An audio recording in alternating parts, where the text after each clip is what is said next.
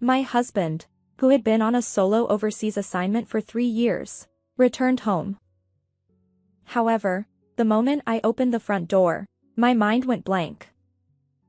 Behind Oliver stood an unfamiliar person, a blonde woman holding a baby. Who might you be? I tried to phrase it as delicately as possible, though I already had a hunch.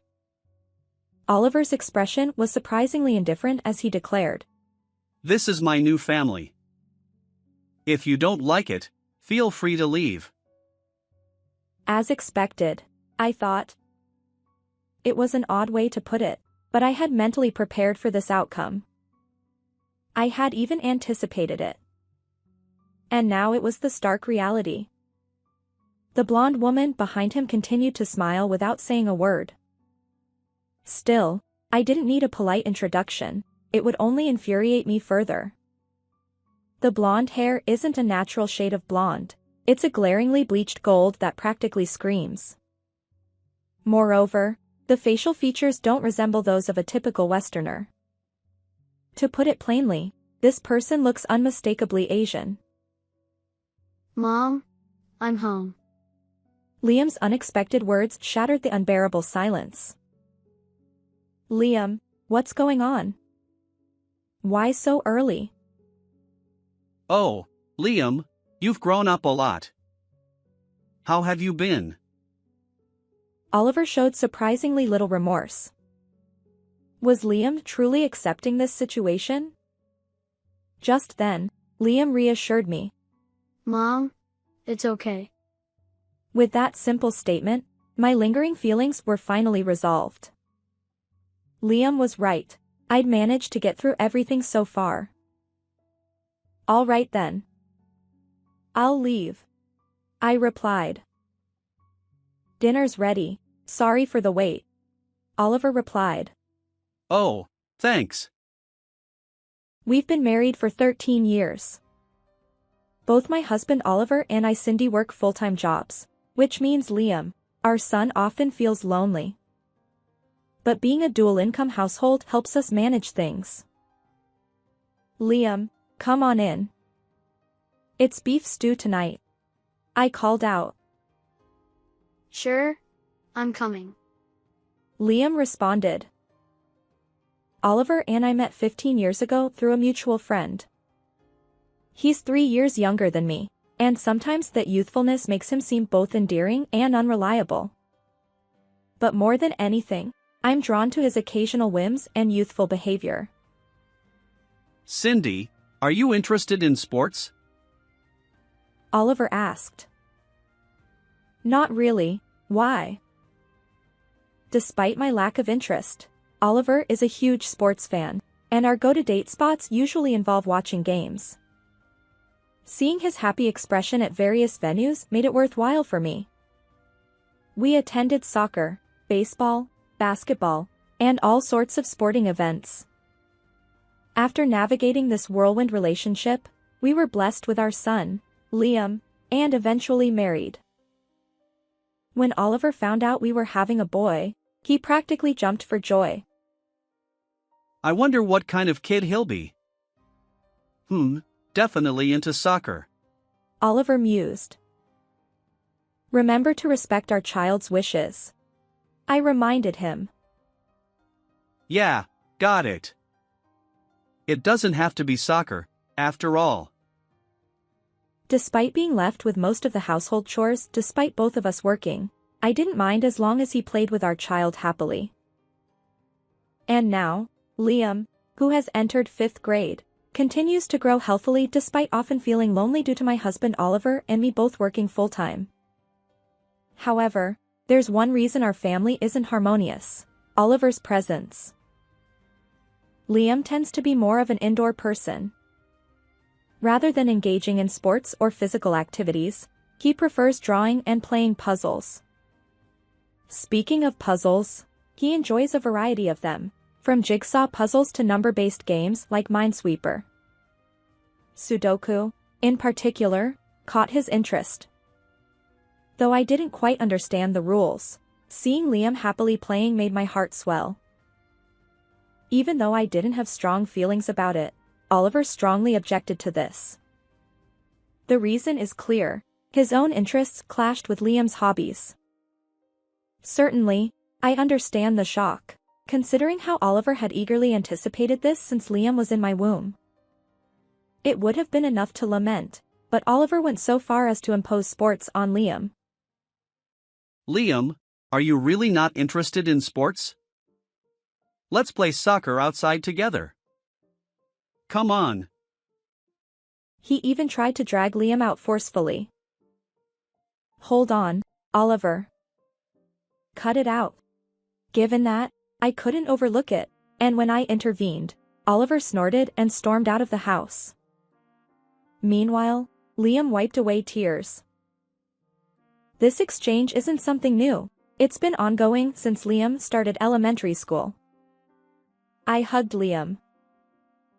It's okay. You should do what you enjoy. There's no need to force yourself to match Dad. Liam nodded. By the way, what happened to that puzzle we bought recently? I finished it already. Liam replied. I was quite surprised. The puzzle in question was a jigsaw puzzle that even an adult like me hesitated to tackle. To complete it in just a week was impressive. While I've always known Liam loved puzzles from a young age, I wondered if this might be some kind of talent. Still, the real issue remained Oliver. If things escalate further, it could become unmanageable. I need to find a solution before that happens. The more I think about it, the more my head hurts. I let out a deep sigh in front of my son. Since that day, Oliver's return home grew later, and the time spent together on weekends diminished. While this trend isn't generally positive, considering our current household situation, it's not all bad. On the flip side, Liam now has more time to pursue his interests freely. As I contemplate this, Liam flips over the completed jigsaw puzzle we bought recently and starts working on the reverse side. Whether he possesses innate talent or not, he genuinely enjoys activities that engage his mind. If Oliver were here, he'd likely offer some criticism. But that would be the least of my worries. The worst-case scenario involves forcing Liam to participate in activities he dislikes or unnecessary scolding. Initially, I tolerated Oliver's lack of help with household chores, hoping he'd eventually take care of our child. However, the current situation is far from ideal. It's heading in a worse direction. Personally, I find it increasingly difficult to accept. I'm home. At that moment, Oliver returned. It was Sunday evening, past 4 p.m. Welcome back. I replied. Our words had lost their warmth over time. His late return likely meant he'd been out watching sports somewhere. I couldn't help but wonder about his true feelings regarding our situation. So, I decided to ask directly. Hey, I have something to discuss. Liam, sensing the tension, retreated to his room. Though I whispered, it seems my attempt at privacy failed. Oliver, whether knowingly or not, responded with a stern expression. What? I cut to the chase. What do you think of Liam? Oliver's reply stunned me. I don't really think about it. If he won't play sports despite my invitations, he can't be my child. His audacity knew no bounds. And then, he added an unbelievable accusation. Maybe he's someone else's kid. I was beyond anger, just plain exasperated. While I should have denied baseless claims, I lacked the energy. At that moment, a vital thread snapped within me. The dining room fell into silence. Afterward, Oliver rarely contributed financially to the household. His money vanished into dining out and entertainment. While it was far from forgivable, his absence brought some emotional relief. But when I realized this, I couldn't help but cry, feeling utterly despondent. And then, one summer day after some time had passed, I'll be working overseas. I wondered how I should react. Should I be happy, surprised, sad, worried, or something else entirely? For how long? I asked. At the shortest, 3 years. He replied. The relief that surged within me was indescribable. I see. Take care. Lately, Oliver has been spending less time at home. But when he occasionally returns, it feels as if the entire house has become a vacuum, suffocating me. No matter where I am, I struggle to breathe, yet I can't even bring myself to retch. Considering this environment, his proposal to be away for an extended period is an unexpected offer, one that I could hardly have hoped for. Honestly, I don't care what he does or who he's with over there. Oliver added. I leave next Sunday. Understood. Our conversation ended there. As I pondered my lack of reaction, I realized I had no answer. And now, 3 years have passed since he went on a solo overseas assignment. Liam has graduated from elementary school and is now a second-year middle school student. He appears more mature than before. During these 3 Oliver-less years, we've enjoyed a peaceful existence. Perhaps it sounds exaggerated, but the relief of having fewer worries is immense. Our lives have become a bit tougher, juggling household chores and work, but it's fulfilling nonetheless. As for Liam, he still enjoys using his brain.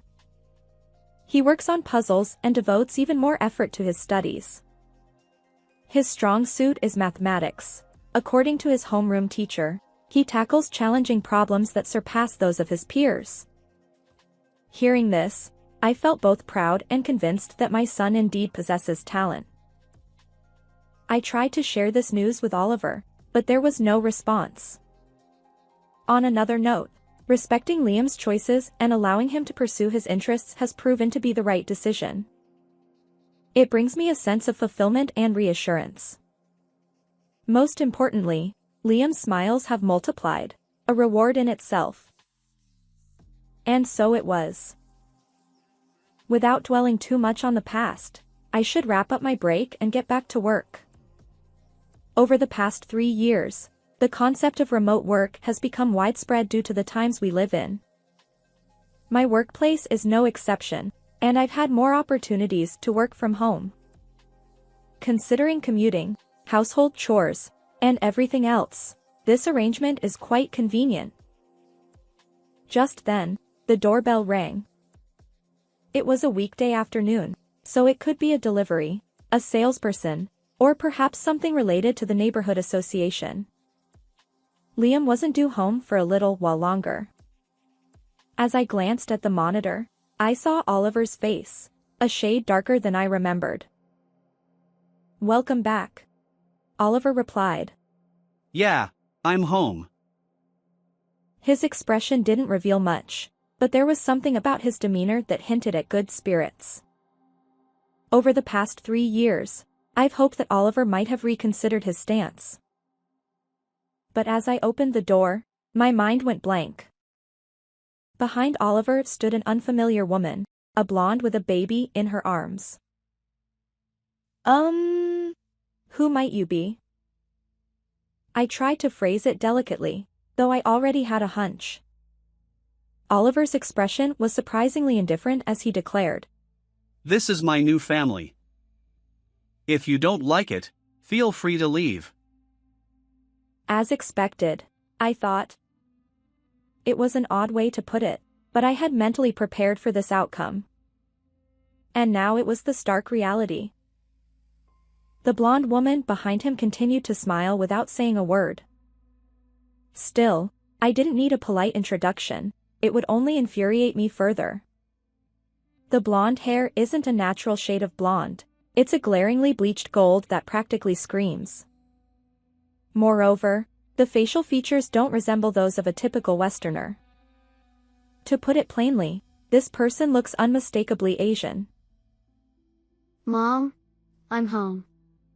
It was Liam who broke the unbearable silence. Liam, what's going on? Why so early? Oliver chimed in. Oh, Liam. You've grown quite a bit. Are you doing well? His lack of remorse was astonishing.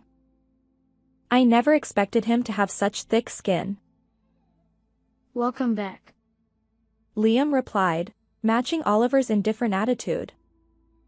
No wonder.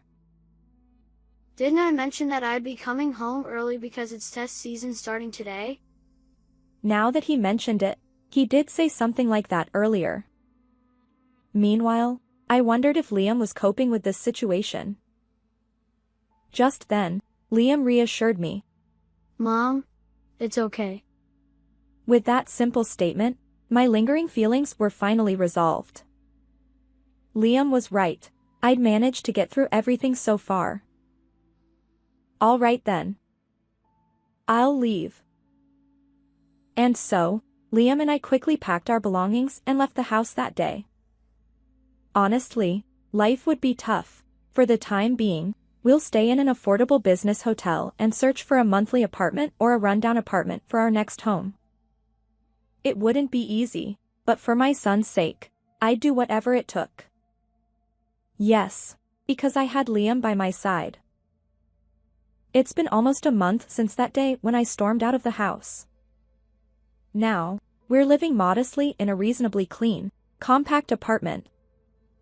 Oliver and I have already completed the divorce proceedings, including custody and child support arrangements. But somehow, Oliver has managed to find out something. He stands before me, looking slightly disheveled. I hadn't planned on this encounter, but I'm curious about his intentions.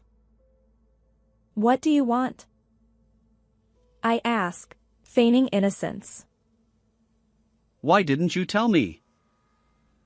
Oliver's eyes glare with resentment. Tell you what? I know exactly what he's referring to, but for now, I'll keep him guessing. About Liam. Seems like he's gifted. Saw it on TV and online news. As expected. Liam, with his love for puzzles and mathematics since childhood, has excelled academically in middle school. It all started during a parent-teacher conference. Liam is an exceptional thinker. His abilities surpass mine. I can barely keep up. Does he have additional enrichment at home or attend tutoring? No, not really. He's always loved numbers, puzzles, and complex things. He finds them somewhere and plays with them alone at home. I see. What about friends? Honestly, I don't often see those kinds of interactions at school, so I'm a bit concerned. Well, it's true. Liam mentioned that he doesn't really connect with classmates. As I mentioned earlier, he spends a lot of time playing with numbers rather than studying. It's definitely something to keep an eye on. Afterward, the teacher encouraged Liam to take a high school mock exam. The results revealed that he's in the top percentile intellectually. When we conducted an IQ test, he scored an impressive 132. Liam's interest lay in the ever-moving sequence of numbers, stock trading. Naturally, I was a complete novice when it came to stocks, so I felt apprehensive at first. But as Liam guided me through buying and selling stocks, profits quickly accumulated.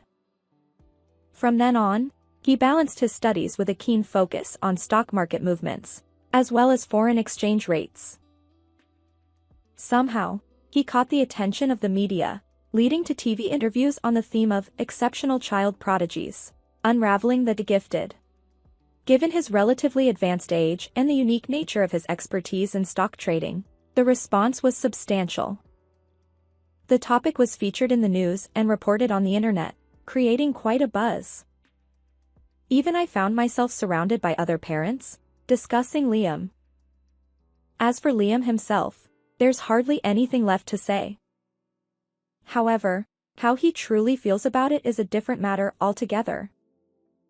I was also concerned about Liam's friendships, but apparently, he doesn't have any strong opinions on the matter. This was about a year ago, which is why I had the confidence to leave with Liam.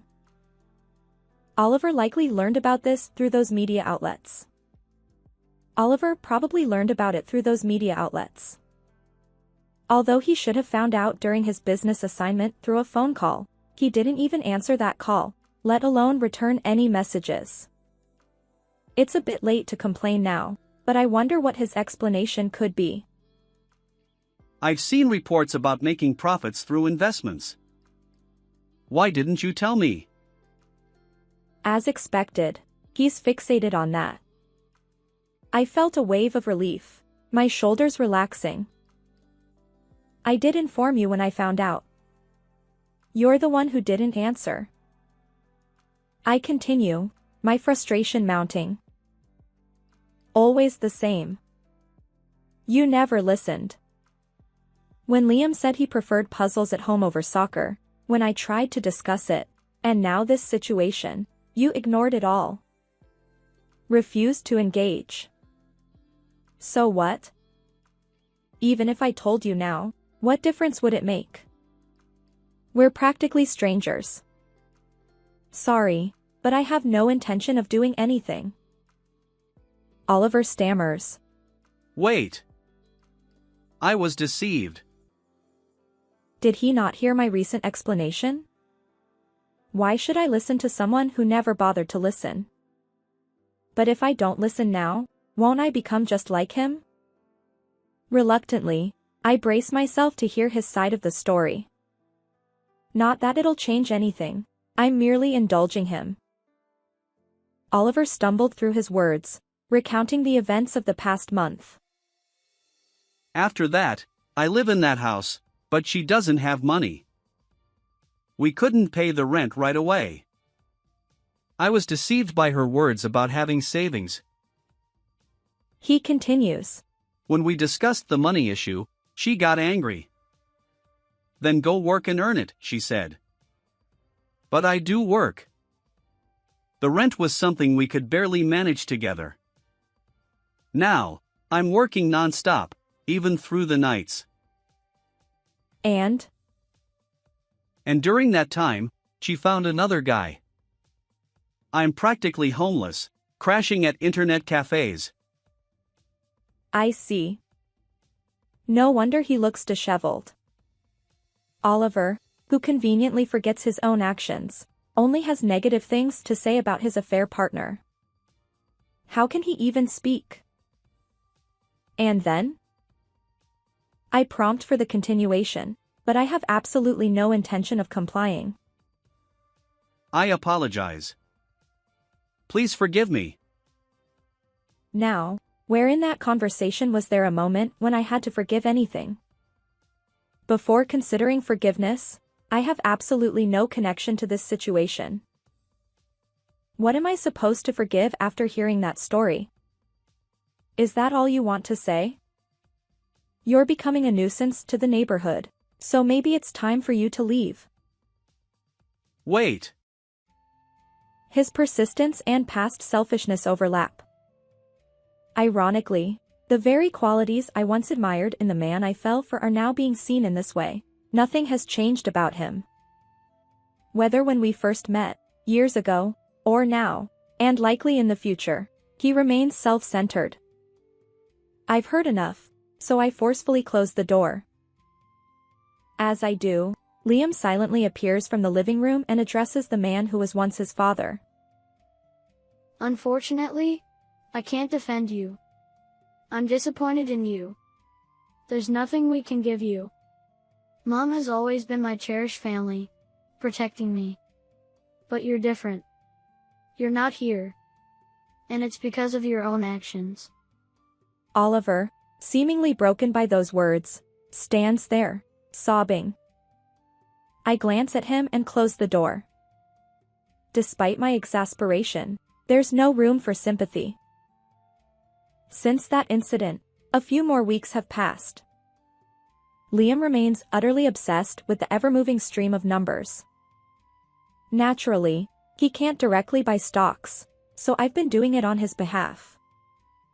But lately, the amounts involved have grown beyond mere pocket money. Sometimes, the profits from selling are staggering. As I work from home, Liam engrossed in his trading, the intercom buzzes again. Not again. Oliver has been visiting our home frequently since then. Most likely, today's visit isn't about persuasion, it's quite literally a plea. He's becoming insistent. If he intends to continue, I'll have to address this more seriously. As much as I'd prefer to ignore him, I reluctantly head to the front door. Can't you give it a rest? Oliver stammers. I was wrong. Please forgive me. Apparently, he still doesn't grasp what truly irks me. So I asked him directly. Do you even understand why I won't engage with you properly? Oliver replied. I get it. It's because I went bankrupt chasing other women, right? I couldn't believe it. A heavy sigh escaped me, independent of my will. You really don't understand. I continued. That's irrelevant. As I've said before, that has nothing to do with me. I sighed again, emphasizing my point.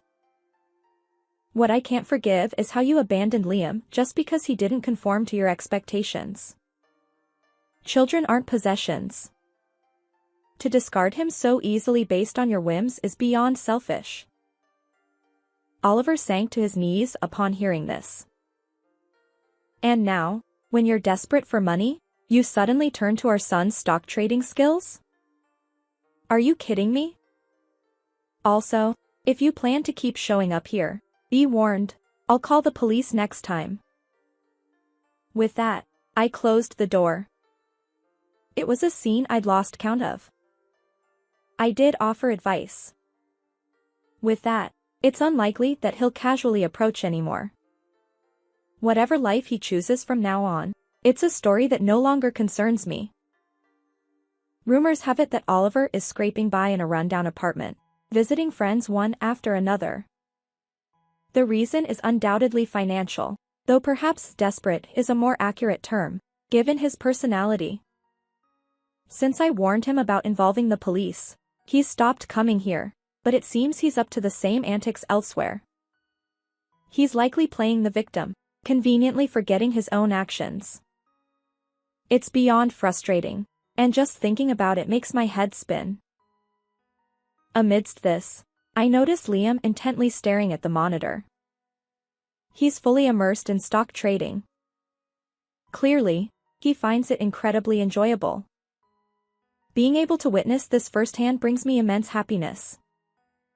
Then, without looking away from the computer, Liam murmurs, Mom, someday I want to make things easier for you. I want to buy you a house as a way of giving back. If things go well, it's definitely possible. What are you talking about? I've managed to work and support us because of you. You've already made life easier for me. In fact, Liam's talent is what allows us to get by with just one income. However, most of the profits from stock trading are being saved for his future. If we truly intend to buy a house, I can't leave it all up to Liam. With renewed determination, I say, all right, let's work hard together to build our house. How did you find this story? Don't forget to subscribe to the channel. See you in the next video.